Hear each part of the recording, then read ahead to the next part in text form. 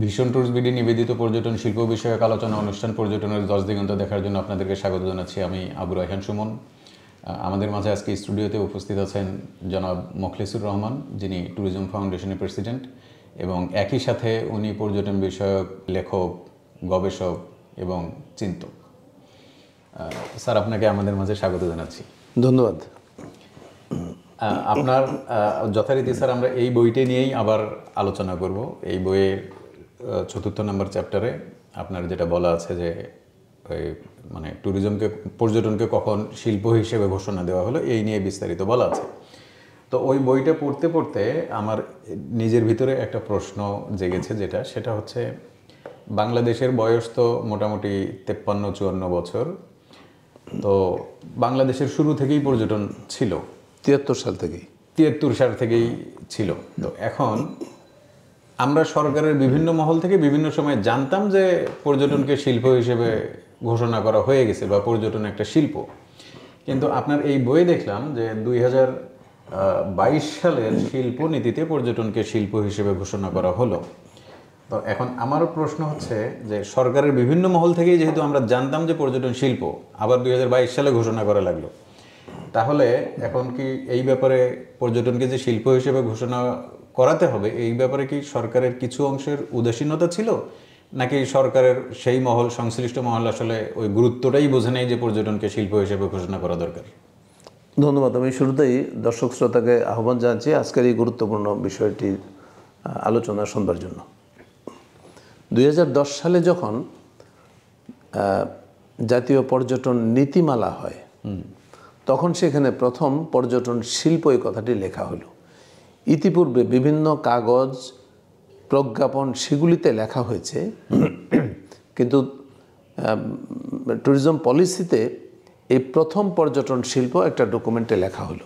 আচ্ছা, এটা লেখার পরে আমার কাছে একটি ছোট প্রশ্ন আসতে শুরু করলো। এটা 2010 সাল থেকে আমার মধ্যে এই প্রশ্নটি, যে এই যে পর্যটনকে শিল্প লেখা হলো, তাহলে এতেই কি পর্যটন শিল্প হয়ে গেল কিনা, বা এটার জন্য আলাদা কোনো ঘোষণাপত্রের প্রয়োজনীয়তা আছে কিনা।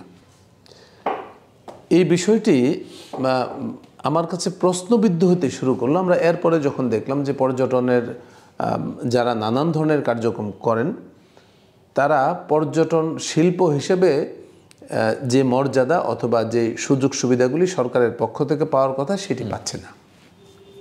মানে যারা পর্যটনের স্টেক হোল্ডার, মানে যারা পর্যটনের সাথে জড়িত, তারা এটা শিল্প হলে তো সেই সুযোগ সুবিধাগুলি পাওয়ার কথা, কিন্তু এটি পাচ্ছে না।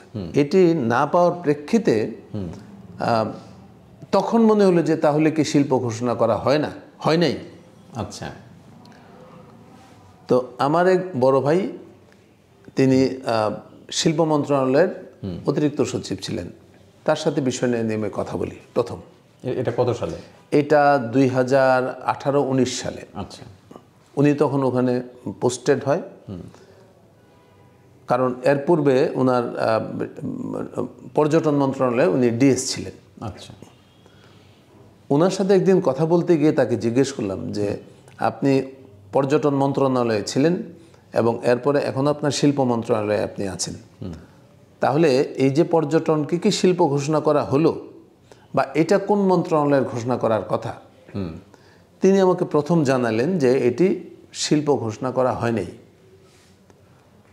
এবং এই বিষয়টি আমার কাছে কিন্তু আসলে একটা নতুন খটকা লাগলো।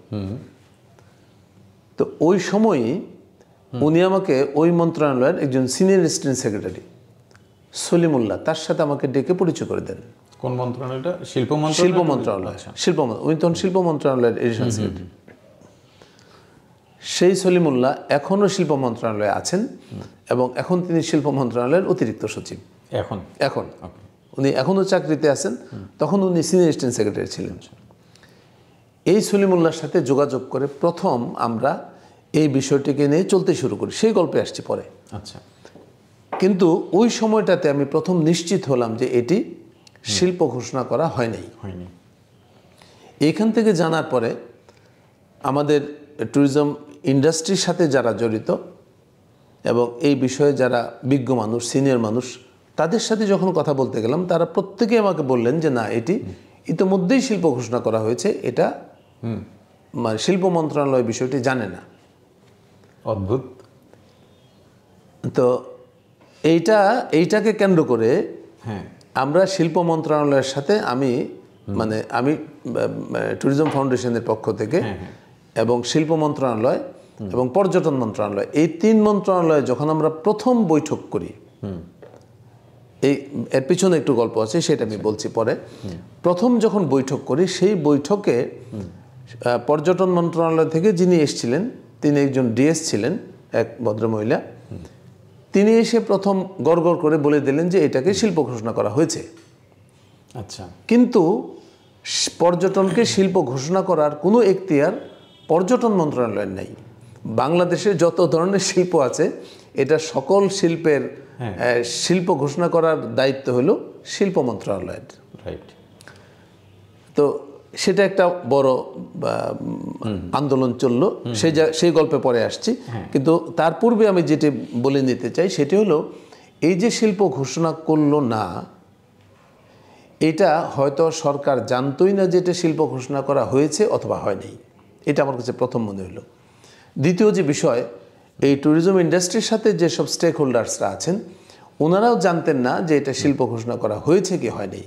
মানে কেউ বলতো যে হ্যাঁ ঘোষণা করা হয়েছে, আমিও শুনেছি, কেউ বলেছে 2011-13 বিভিন্ন সাল বলতো, বিভিন্ন সময়। আমাকে প্রথম যখন একজন বলেন, উনি বলেন যে 93 সালে ঘোষণা করা হয়েছে। তো আমাকে যাকেই বলতেন তাকেই বলতাম যে আপনি ওই ঘোষণার একটা কাগজ আমাকে দেন, ডকুমেন্ট দেখান, একটা ডকুমেন্ট দেখান, কারণ একটা ডকুমেন্ট তো আমাদের থাকা দরকার। তো সেই ডকুমেন্ট পাওয়া যায়নি। তো হয়তো এই কারণের জন্য সরকার তো আসলে কোনো কিছু নিজেরা করে না, তার কাছে চাইতে হয়।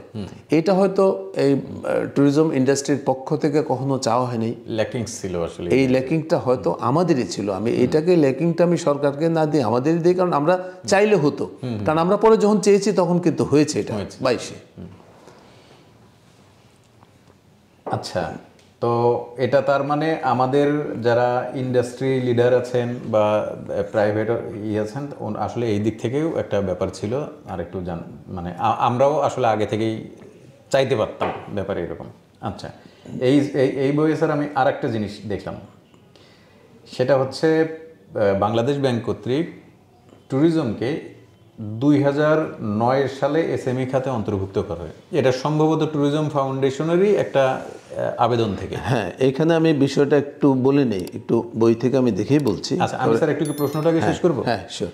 আমার প্রশ্ন একটু বড়, আমি সংক্ষেপে বলছি। 2009 সালে বাংলাদেশ ব্যাংককে এসএমই খাতে অন্তর্ভুক্ত করা হলো। 2019 সালে এসে 10 বছর পরে এসে 24টি অগ্রাধিকারপ্রাপ্ত খাতের ভিতরে 5 নম্বরে উঠে আসলো ট্যুরিজম। এরপরে হলো কি যে এসএমই খাতের যে মানে ট্যুরিজমের হচ্ছে যে উপখাত নির্ধারণের অভাবে ঋণ দেওয়া যাচ্ছে না, এটা হচ্ছে বাংলাদেশ ব্যাংকের একটা ছিল।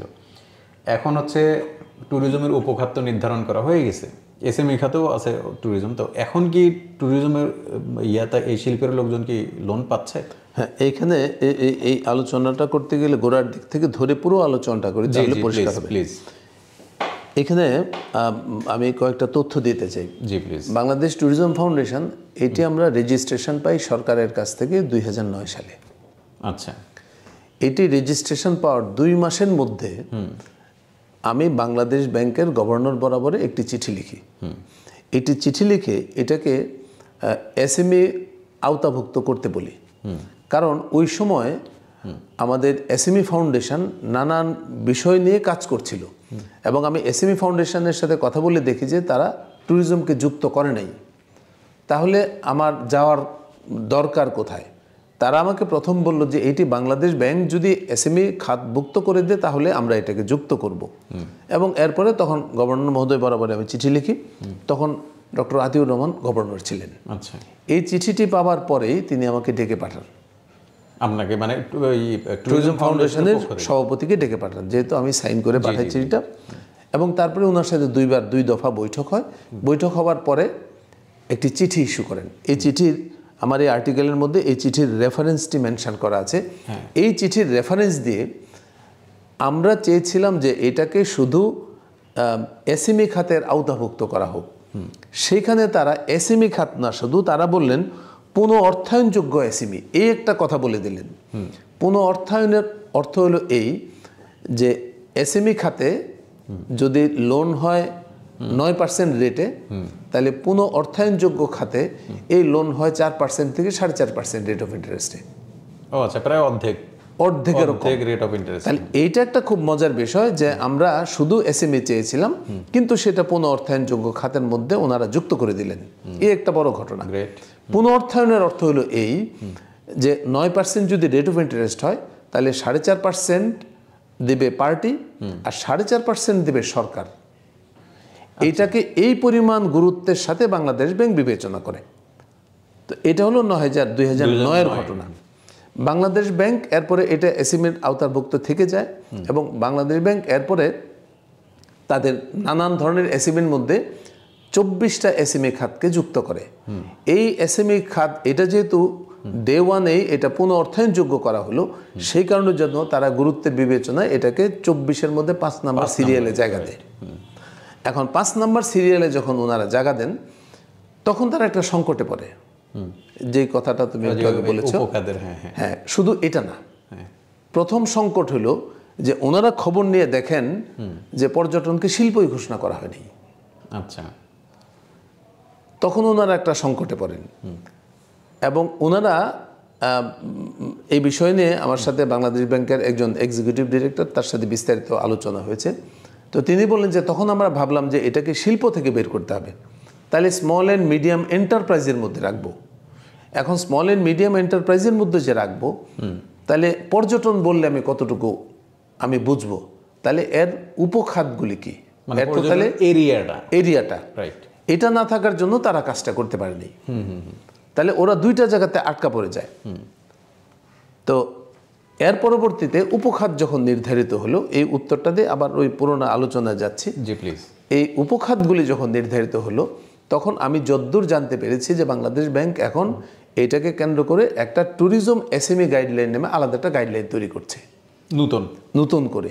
যেহেতু ট্যুরিজম শিল্প হইল এবং তারপরে এটা এসএমইর মধ্যে গেল এবং পুনঃ অর্থায়নযোগ্য এসএমই, এই কারণের জন্য তারা ভাবছে যে এবং পর্যটন এখন বাংলাদেশ সহ সারা পৃথিবীতে বিশেষ গুরুত্ব পাচ্ছে, ফলে এটার জন্য আলাদা ট্যুরিজম এসএমই গাইডলাইন নামে একটি গাইডলাইন তৈরি করছে বলে আমি যতদূর সম্ভব জানতে পেরেছি। এই ঘটনাটা যদি ঘটে, তাহলে এটা বাংলাদেশের পর্যটনের জন্য একটা মাইল ফলক কাজ হবে বাংলাদেশ ব্যাংক। নিশ্চয়ই। আচ্ছা, এবার আমি ব্যাক করে আসি। আমি ওই যে শিল্প মন্ত্রণালয়ের যে আলোচনা, এই শিল্প মন্ত্রণালয়ের আলোচনার অল্প দিনের মধ্যেই আমরা করোনায় পড়ে গেলাম। মানে ওই যে করোনার জন্য যে সব করোনার সময় যে এটা জাস্ট করোনার ইমিডিয়েট পূর্বে এই আলোচনাগুলি হচ্ছিল। আমরা করোনার মধ্যে যখন পড়ে গেলাম, তখন আসলে আমরা কিভাবে কাজকামগুলি করব বা ট্যুরিজম রিলেটেড যে ডেভেলপমেন্ট ওয়ার্কগুলি এটা আমরা কিভাবে করব। ওই সময় স্যার আমি আপনাকে খেয়াল করছি, আপনি প্রায় প্রতিদিনই নতুন মানে অনেক আপনি চেষ্টা করে গেছেন। আপনার অনেক। তো ওই সময়টাতে আমি বইয়ের মধ্যে বলেছি 9টি অখ্যাত অবাণিজ্যিক পর্যটন সংগঠনকে নিয়ে আমরা একটি সম্মিলিত পর্যটন জোট গঠন করি এবং এর মধ্যে আমাদের কোনো ট্রেড বোর্ডে আসে নাই, তারা আসতে রাজিও হয়নি। তো এই অবস্থার প্রেক্ষিতে আমরা এটা 9 এপ্রিল 2020 তারিখে ট্যুরিজম ফাউন্ডেশনের নেতৃত্বে এই জোট গঠন করা হয় এবং সম্মিলিত পর্যটন জোট। এই সম্মিলিত পর্যটন জোটের মাধ্যমে এই করোনা কালে আমরা কতগুলি অনলাইন মিটিং করি, অনেকগুলি জুম মিটিং করেছি। এই জুম মিটিংয়ের মধ্যে এই মিটিংটা ছিল সবচেয়ে গুরুত্বপূর্ণ। এই একটা মিটিং, আরেকটা মিটিং আমরা করেছি, সেই মিটিং আমাদের একটা গুরুত্বপূর্ণ একটি অর্জন আছে। আমরা এই মিটিংটি করি 19 মে 2020 সালে। 19 মে 2020। আমার আর্টিকেলের মধ্যে ডেটগুলো আমি মেনশন করেছি, অনেকগুলো ডেট আছে, আমার ঠিক মনে নেই। তাহলে এইখানে আমরা এই মিটিংটি করি এবং এই মিটিংয়ে যারা উপস্থিত ছিলেন তারা হলেন শিল্প মন্ত্রণালয়ের অতিরিক্ত সচিব জনাব সালাউদ্দিন মাহমুদ, উনি ছিলেন। তারপরে তৎকালীন ট্যুরিজম বোর্ডের সিইও জাভেদ আহমেদ সাহেব, উনি ছিলেন। তো এই মিটিংয়ের মাধ্যমে প্রথম আমরা এই আলোচনাটা সূত্রপাত করি। আচ্ছা। এবং এই আলোচনাটা সূত্রপাত করে তো এখন আলোচনার সূত্রপাত করলে তো শুধু হবে না, এটা একটা যথাযথভাবে একটি আবেদনপত্র যেতে হবে। তো সালাউদ্দিন মাহমুদ এই শিল্প মন্ত্রণালয়ের অতিরিক্ত সচিব, তিনি একটা কথা বলেছিলেন, সেটা আমি লিখেছি এখানে, যুক্তিসহ আবেদন করুন, পর্যটনকে শিল্প হিসেবে ঘোষণা করা হবে। একেবারে কোট আনকোট এই কথা উনি বলেছিলেন। মানে এটা নিয়ে আপনারা হয়তো অনেক আশার আলো দেখলেন। আমরা তখন একটা আশার আলো দেখলাম যে শিল্প মন্ত্রণালয় যেহেতু শিল্প ঘোষণা করার মালিক, এবং সালাউদ্দিন মাহমুদ সাহেব উনি যেহেতু ওখানকার অতিরিক্ত সচিব, একেবারে নিচের পর্যায়ের মানুষ নন, সুতরাং এই কাজটি এবার হবার একটি বড় একটি সম্ভাবনা আছে। মজার ব্যাপারটা হলো এই যে লোকজনদেরকে মিটিংগুলিতে আনা এবং তাদের সাথে আলোচনা করা, এই সময়টাতে ওই সময়ে দুইজন মানুষ ভীষণ রকমভাবে সহযোগিতা করেছেন। তার মধ্যে একজন জনাব তাবিরুন্নেসা আর আরেকজন হলেন কাজী রহিম শাহরিয়ার। এখানে বিশেষভাবে অবশ্যই উল্লেখ করতে হবে যে বিটিইএ, বাংলাদেশ ট্যুরিজম এক্সপ্লোরার্স অ্যাসোসিয়েশনের ওই সময় যিনি সভাপতি ছিলেন জনাব শহীদুল ইসলাম সাগর, তিনিও এই জোটের সাথে ছিলেন এবং এই কাজগুলিতে তিনিও সহযোগিতা করতেন। তো আমরা এই অবস্থার প্রেক্ষিতে সম্মিলিত পর্যটন জোটের পক্ষ থেকে আমরা প্রথম শিল্প মন্ত্রণালয়ে একটি আবেদনপত্র দেই, যুক্তি সহকারে, যেহেতু বলছি যুক্তি সহকারে, আমরা যুক্তি সহকারে আবেদনপত্র দেই। এবং এটা 2020 সালের পর থেকে এটা একেবারে পাক্কা 2 বছর, 2022-এর শিল্পনীতিতে এসে এটি স্থান পেল। এই পাক্কা 2 বছর আমাদের জন্য এটার জন্য মুভমেন্ট করতে হয়েছে। এই 2 বছরের মধ্যে অনেক ঘটনা ঘটেছে। যেমন গুরুত্বপূর্ণ 2টা ঘটনার কথা বলতে হয়। প্রথম হলো বছর খানিক পরে আমাদের যে সম্মিলিত পর্যটন জোট ছিল, সেটা নানান রকমভাবে এটি নিষ্ক্রিয় হয়ে পড়ে, এবং এটা যেহেতু কিছু বিষয়কে কেন্দ্র করেই মুভমেন্টের জন্য, ইউনাইটেড মুভমেন্টের জন্য একটা সংগঠন তৈরি হয়, একটা প্ল্যাটফর্ম বেসিক্যালি। তো সেটা নানান মানুষের নিষ্ক্রিয়তার জন্য সেটা হয়ে পড়ে।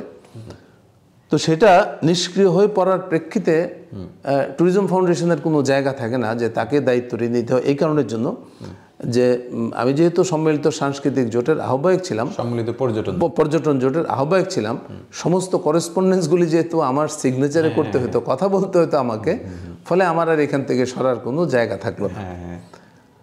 তো এইটা একটা গুরুত্বপূর্ণ বিষয়। বিষয়টা শেষ পর্যন্ত এমন হয়েছিল যে জোট হয়তো নিষ্ক্রিয় হয়ে গেছে, আপনার নিষ্ক্রিয় হওয়ার কোনো সুযোগ নাই, ফলে আপনাকে কাজটা করতেই হয়েছে। যেমন কতগুলি খুব মজার ঘটনা বলি। শিল্প মন্ত্রণালয় থেকে একবার আমার কাছে চেয়ে বসলো যে বাংলাদেশে পর্যটন যে আমরা শিল্প ঘোষণা করব, এটা পৃথিবীর কোথায় কোথায় আছে। তখন এটা একটা খুব জটিল প্রশ্ন এবং উত্তর। শেষ পর্যন্ত ভারতের 5টা রাজ্যে যে শিল্প ঘোষণা করা হয়েছে, মহাকরণ থেকে এই 5টার দলিল দস্তাবেজ সংগ্রহ করে সেটাও আমি মন্ত্রণালয়ে জমা দিয়েছি। এই যে কতগুলা জটিল কতগুলা বিষয়, তো এরকম করে একটা জায়গা তো গেল। এরপরের প্রশ্ন আসলো যে এটার তো উপখাত লাগবে, তাহলে এখন উপখাত কি হবে? তো উপখাতের মধ্যে এই 12টা উপখাত তাদেরকে জমা দিই। এই 12টা উপখাত শিল্প মন্ত্রণালয় এটি পরীক্ষার জন্য পাঠায় পর্যটন মন্ত্রণালয়, পর্যটন মন্ত্রণালয় এটি পাঠায় ট্যুরিজম বোর্ডে। ট্যুরিজম বোর্ড এই উপখাতগুলিকে পরীক্ষা নিরীক্ষা করার জন্য তারা 3টা বোর্ড মিটিং ডাকে, এবং 3টা বোর্ড মিটিং ডেকে তারা সিদ্ধান্ত নেয়, এবং এই 12টি উপখাতকে তারা সংক্ষিপ্ত করে তারা 5টি উপখাতে আনে। তো সেগুলি আমি এগুলি সবই একেবারেই ঐতিহাসিক বিষয় বলে আমি মনে করি। এই সমস্ত বিষয়গুলি আমি এখানে যথাযথভাবে একদম বিস্তারিত লিপিবদ্ধ করেছি যে তারা কি করেছেন। তো এইটাকে কেন্দ্র করে একদম আমাদের একটি চূড়ান্ত বৈঠক হয়, এবং এই চূড়ান্ত বৈঠকের জন্য যে মিটিংটা কল করা হয়, এই মিটিংয়ের চিঠির রেফারেন্স পর্যন্ত আমি এখানে দিয়েছি যে এগুলি এই রেকর্ডগুলি এখানে থাকুক। এবং সেই মিটিংয়ে এটা চূড়ান্ত হয়, কিন্তু এটা খুব দুঃখজনকভাবে চূড়ান্ত হয়, কারণ আমরা আমাদের পক্ষ থেকে 12টা খাত চেয়েছি এবং সরকারের পক্ষ থেকে 5টি খাত চেয়েছে। এরকম অবস্থাতে আমরা একেবারে একটা মুখোমুখি অবস্থায় যাই সেই বৈঠক, এবং সেটি খুবই উচ্চ পর্যায়ের বৈঠক ছিল, কারণ এখানে বেশ কয়েকজন সচিব ছিলেন, অতিরিক্ত সচিব ছিলেন। নট অনলি দ্যাট, আমাদের ট্যুরিজম সেক্টরের স্টেক হোল্ডারদের মধ্যে এবং পার্টিকুলারলি ট্রেড বোর্ডের লিডার্সরা সেখানে উপস্থিত ছিলেন। মানে এটা বেশ একটা শীর্ষ সম্মেলনের মতো, একেবারে বাংলাদেশের এটা সর্বোচ্চ পর্যায়ের একটা মানুষের আলোচনার জন্যই চূড়ান্ত ইস্যু গুরুত্বপূর্ণ। তো যাই হোক, এটি খুবই একটা গুরুত্বপূর্ণ বৈঠক ছিল, এবং আমি আল্লাহ পাকের কাছে অত্যন্ত কৃতজ্ঞতা জ্ঞাপন করি যে পর্যটন বোর্ড তারা যে 5টি খাতের কথা বলেছিল সেটা তারা আমার সাথে বিতর্কে জয়লাভ করতে পারেনি। পর্যটন বোর্ড মানে ট্যুরিজম বোর্ড, ওকে, হ্যাঁ, ট্যুরিজম বোর্ড তারা যে 5টির কথা বলেছিল সেটা তারা জয়লাভ করতে পারেনি। না পারার জন্য আমাদের পক্ষ থেকে যে 12টা আমরা দিলাম, সেই 12টা এই পরবর্তীতে যে সিলেক্ট হলো, এবং এই যে আমি এটা দেখাই, এই যে জাতীয় শিল্পনীতি 2022 এর মধ্যে পরিশিষ্ট হিসেবে যুক্ত হলো। তো এই খাতগুলি, যে খাতগুলি এখন মানে এটা আমরা প্রস্তাব করলেও এখন তো রাষ্ট্রের ঘোষণা, হ্যাঁ, তো এখানে পরিষ্কার করে যে 12টি খাতের কথা আমি খাতগুলি শুধু একটু পড়ে শোনাই। প্রথমে হলো পর্যটন যানবাহন বা ট্যুরিজম ট্রান্সপোর্ট, আমি একেবারে ইংরেজিগুলো ভিতরে লিখে দিয়েছিলাম। 2 নম্বর হলো খাদ্য পানীয়, ফুড অ্যান্ড বেভারেজ। 3 হলো পর্যটন আবাসন, ট্যুরিজম অ্যাকোমোডেশন। 4 হলো পর্যটন আকর্ষণ, বিনোদন ও বিনোদন park, tourism attractions, recreation and amusement park. 5 হলো পর্যটন কার্যক্রম বা ট্যুরিজম অ্যাক্টিভিটিস। 6 হলো মধ্যস্থতাকারী বা ইন্টারমিডিয়ারিজ। 7 পর্যটন শিক্ষা বা ট্যুরিজম এডুকেশন। 8 পর্যটন মিডিয়া ও প্রকাশনা বা ট্যুরিজম মিডিয়া অ্যান্ড পাবলিকেশন। 9 হলো পর্যটন প্রযুক্তি, ট্যুরিজম টেকনোলজি। 10 পর্যটন ইভেন্ট, ট্যুরিজম ইভেন্ট। 11 পর্যটন মার্কেট প্লেস বা ট্যুরিজম মার্কেট প্লেস, এবং 12 হলো পর্যটনের বিভিন্ন কর্মকাণ্ড বা মিসেলিনিয়াস ট্যুরিজম অ্যাক্টিভিটিস। এই 12টি উপখাত পর্যটন খাতের আওতাভুক্ত, এখন রাষ্ট্র কর্তৃক স্বীকৃত।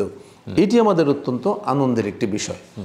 এবং এই শিল্পনীতিতে সরকার প্রথম বিস্তারিতভাবে 17টি শিল্পকে ঘোষণা করে। এই 17টি শিল্পের তালিকায় পর্যটন 16 নম্বর তালিকার মধ্যে এখানে স্থান পায়। তো এই যে এই ঘটনাটা ঘটলো, এই ঘটনার প্রেক্ষিতেই বাংলাদেশে পর্যটন আনুষ্ঠানিকভাবে রাষ্ট্র কর্তৃক শিল্পের মর্যাদা লাভ করে। আচ্ছা, আপনার তো বিস্তারিত শুনলাম। এখন আমার একটু এই বিষয়ে 2টা প্রশ্ন আছে। আমি কি প্রশ্ন দুটো একবার করবো নাকি আলাদা আলাদা? একবারই করি, কারণ আমরা আলাপেও প্রায় শেষের দিকে। সেটা হলো, এই যে এত লড়াই করলেন, শিল্পের ঘোষণা নিলেন, শিল্পের ঘোষণা করাইতে সরকারকে একরকম বাধ্যই করলেন, আবার উপখাত নির্ধারণ করে দিলেন। 1 নম্বর প্রশ্ন হলো, এতে আসলে লাভ হলো কি? মানে যারা ট্যুর অপারেটর আছে বা এই যে উপখাতের যারা আছে, তারা 1 নম্বর হলো তারা কিভাবে সুবিধাপ্রাপ্ত হলো বা বেনিফিটেড হলো, এটা হলো 1 নম্বর প্রশ্ন। 2 নম্বর হলো, এই শিল্পনীতিতে পর্যটনের একটা সংজ্ঞা দেয়া আছে, যেটা UNWTO এর সংজ্ঞার সাথে অনেকটা, আমার ধারণা যে সাধারণ পাঠক মনে করবে যে বেশ ব্যতিক্রম আছে। রাইট, এই 2টা স্যার একটু যদি। আচ্ছা, আমি 2 নম্বর প্রশ্ন থেকে শুরু করি। জি প্লিজ। UNWTO যে সংজ্ঞা দিয়েছে, এই সংজ্ঞাটি সংক্ষিপ্ত, এবং এই সংজ্ঞাটিকে তারা কারিগরি সংজ্ঞা বলে চিহ্নিত করেছে। আচ্ছা, UNWTO যে সংজ্ঞা, এটা হলো tourism is a life oriented set of life oriented activities. এটা হলো ব্রিফ ডেফিনেশন সংজ্ঞা। ওর মধ্যে বলা আছে যে কোনো গন্তব্যে গিয়ে 365 দিনের কম সময় থাকতে হবে, এবং কোথাও চাকরির জন্য যদি যায় তাহলে সেটা পর্যটনের আওতাভুক্ত হবে। এই হলো তাদের ডেফিনেশন।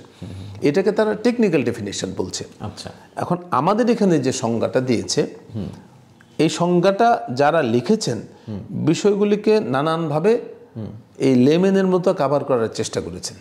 ইনফ্যাক্ট আমার কাছেও তাই মনে হয়, এটা লেমেনের মতো কাভার করার চেষ্টা করেছেন। তো এটা হওয়ার পূর্বে যদি আমি দেখতে পারতাম তাহলে হয়তো আমি মত দিতে পারতাম। তারপরে আমার কাছে মনে হয়েছে যেটি হয়েছে মন্দের ভালো, মন্দের আমার কাছে কিন্তু একবার মনে হলো যে এটা আমার, যদি আমি খোলামেলাই বলি, আমার কাছে এই সংজ্ঞাটা একটু সংকীর্ণই মনে হয়েছে। আবার আমি ভাবতেছি যে এখানে আপনার তো অনেক হাত আছে, এমনকি কিছু কিছু জায়গায় আপনার দাড়ি কমাও চেঞ্জ করা না, যেমন 12টা সাবসেক্টর, ওখানে দাড়ি কমা এক জায়গাতে একটু ছোট ভুল আছে, ভুলটাকে ওরা অ্যাকসেপ্ট করেছে। হ্যাঁ, তো এইটাই তো, এখন সেই জায়গায় সংজ্ঞাটা একেবারেই সংকীর্ণ হয়ে গেল, আমার একটু অবাকই লাগছে। না, এটা ওই যে করেছে আর কি আমাদের মতো করে। তারপরেও আমি বলি যে অন্তত পক্ষে একটা জিনিস হলো, হয়তোবা পরবর্তী 10 বছর পর পর তো নীতি পাল্টায়, তো সেটা হয়তো আমরা আরেকবার হয়তো এটা ঠিকঠাক হয়তো করতে পারা যাবে। তারপরে শিল্প হিসেবে ঘোষণা করেছে, এটা আমাদের জন্য এটা অনেক বড় বিষয়। এখন প্রশ্ন হলো তোমার দ্বিতীয় প্রশ্ন, যে এই এত বড় বিষয় করে আমাদের কি হলো? হ্যাঁ, কারণ আমরা তো সেই 2 বছর দেখতাম আপনি ওয়েবিনার করছেন, হ্যাঁ, লোকজনকে বোঝানোর চেষ্টা করছেন, একত্রিত করার চেষ্টা করছেন, এখন আলটিমেটলি লাভটা কি হলো? এটা হলো লাভটা হলো না, লাভটা হওয়ার জন্য এই দরজাটা খুলতে পারলাম। আগে দরজাটা বন্ধ ছিল, এখন দরজাটা দরজা খুললো। যেমন আমি একটা জিনিস বলি, সেটি হলো সে পর্যটন যানবাহন। আমি জায়গাটিতে আসি, পর্যটন যানবাহন। পর্যটন যানবাহনের মধ্যে আমি যা উল্লেখ করেছি সেটা হলো পর্যটনে ব্যবহার্য সড়ক, রেল, নৌ, সমুদ্র, আকাশ ও মহাকাশ যান সহ যে কোনো যান্ত্রিক, অযান্ত্রিক যানবাহন এবং নৌকা, পালকি, গরু, ঘোড়া ও মহিষের গাড়ি সহ সকল চিরায়ত যানবাহন।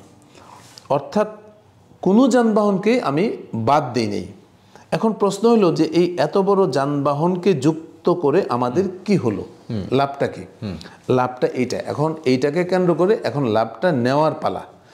এটা শিল্প ঘোষণা করার পূর্বে আমি কোনো একটা ট্রান্সপোর্ট যদি ইম্পোর্ট করতে চাইতাম, তাহলে আমাকে 300% ট্যাক্স দিয়ে ইম্পোর্ট করতে হতো। আচ্ছা, এখন যখন এই যে বলা হয়েছে এখানে পর্যটনে ব্যবহার্য, আমি এখন পর্যটনে ব্যবহার্য যদি একটা গাড়ি আমদানি করতে চাই, তাইলে আমাকে রিবেটেড যে ট্রান্সপোর্ট ইম্পোর্ট করার এই রেটেই দিতে হবে, এবং সম্ভবত এটা 30 কি 35%। তাহলে 300% থেকে আমি কিন্তু 30-35% একটা জায়গাতে নেমে আসছি। Very good. এইটা হলো আমার লাভ। আমার যে আবাসনের মধ্যে বলেছি যে কোনো ধরনের হোটেল, রিসোর্ট, স্যানিটোরিয়াম এবং নন হোটেল আবাসন, যেমন হোমস্টে, ট্রি হাউস, তাঁবু, রুরাল বাংলো, নৌ আবাস, বজরা বা যে কোনো ধরনের আবাসন।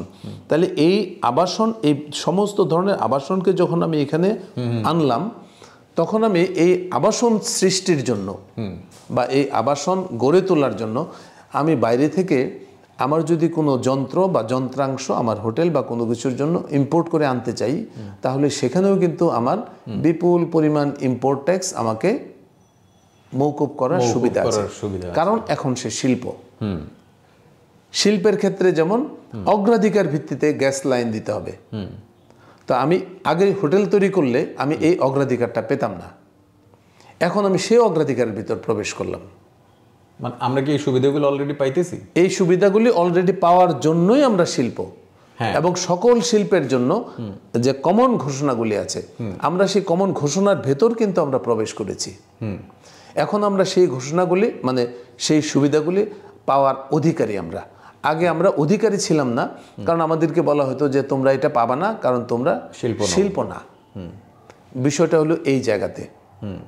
তার মানে আমরা এখন অ্যাটলিস্ট পাওয়ার অধিকার আমাদের, একদম পাওয়ার আমরা অধিকারী।